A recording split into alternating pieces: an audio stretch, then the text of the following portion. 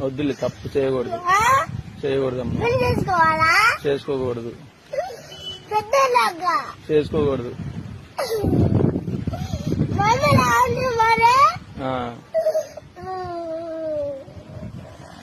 ఇప్పుడు దానికి నీకు ఏడిపోతుందా?